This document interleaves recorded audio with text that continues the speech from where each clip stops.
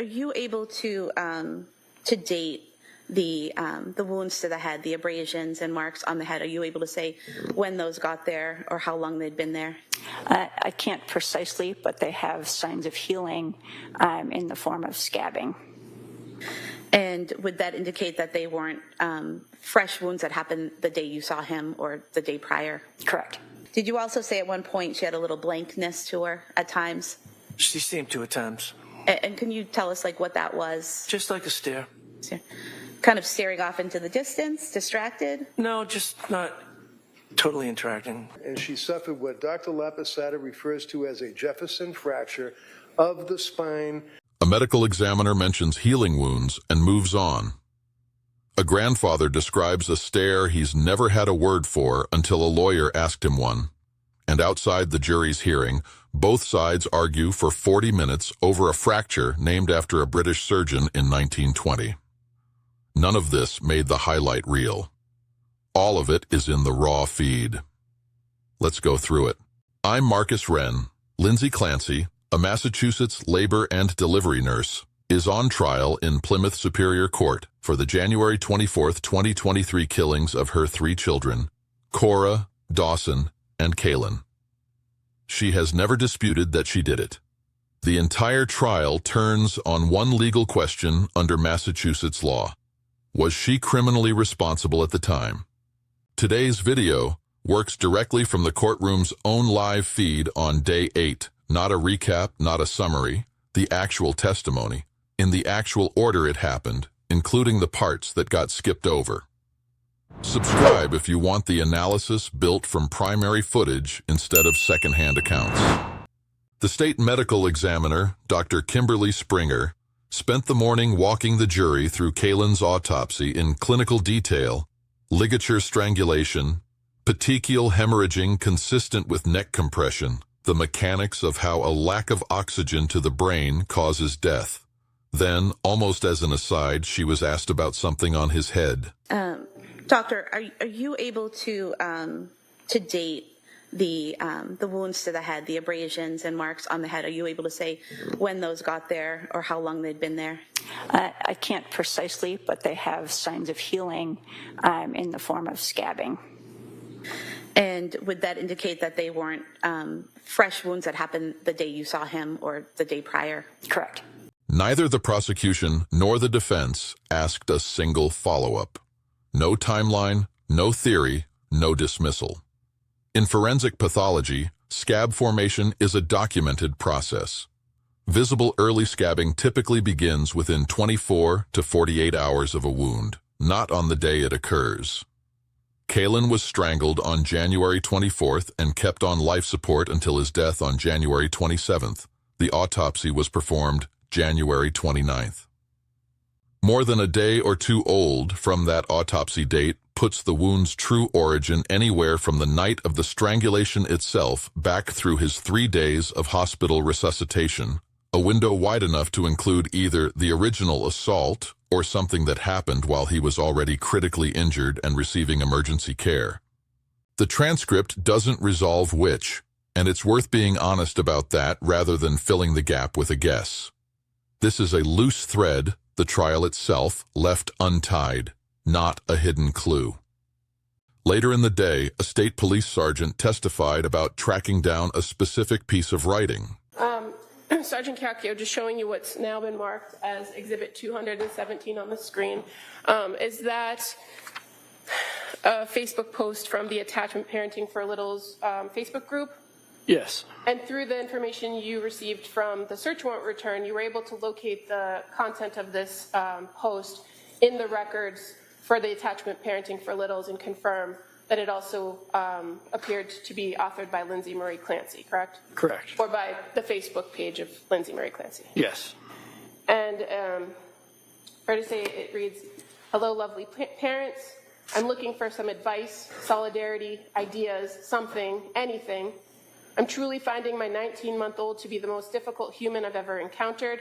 I mean that with all love in my heart, but I honestly cannot make it through a day without getting so frustrated with him. He's not my first child, so not to compare, because I know that every child is different, but just for background, this isn't my first rodeo.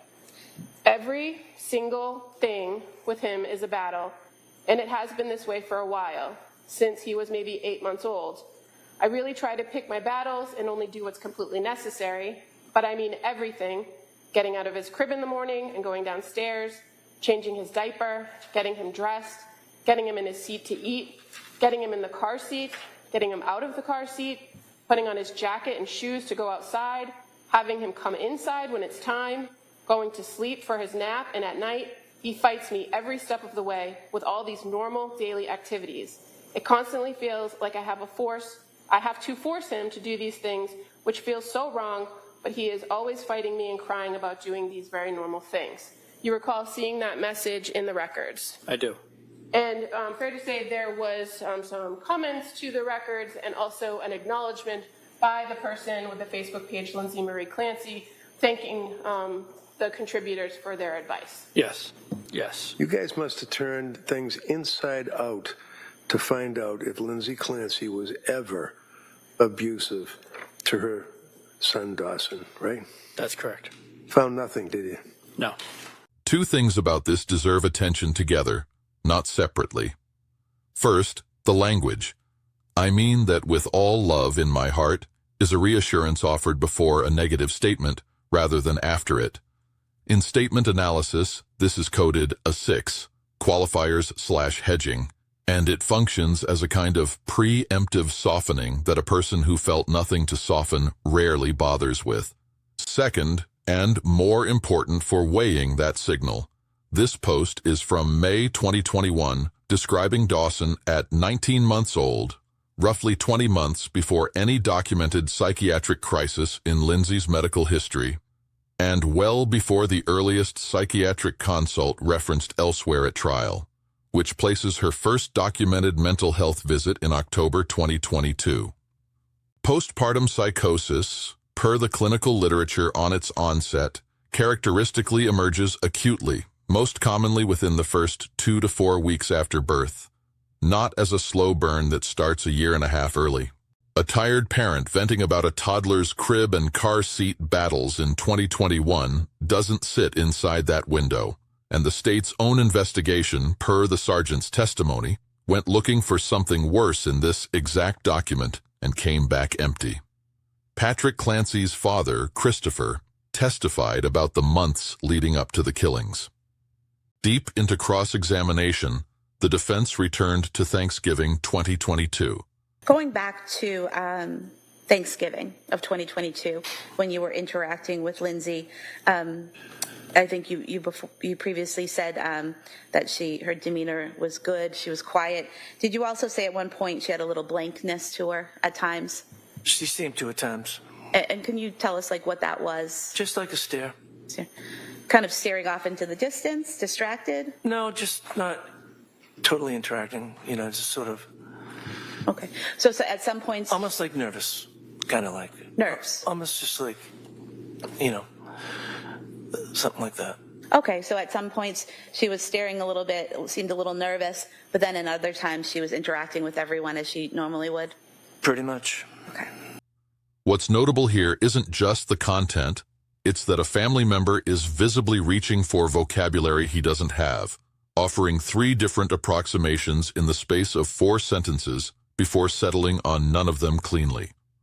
Later the same day, during a commentary break on the same broadcast, Court TV's retained forensic neuropsychologist, Dr. Judy Ho, was asked directly about this clip and offered a clinical read most family members wouldn't have access to in the moment. He mentioned that he did notice a blankness, a stare where she was not really interacting with people. What does that suggest to you about what may have been going on? Well, as a clinician, sometimes when we see people staring off, there could be different reasons, one of which being that they are responding to some kind of internal stimulation. That means that maybe they're seeing something in the room that's not there, hearing a noise or a voice talking to them. That is not attributable to anybody that's actually in the room.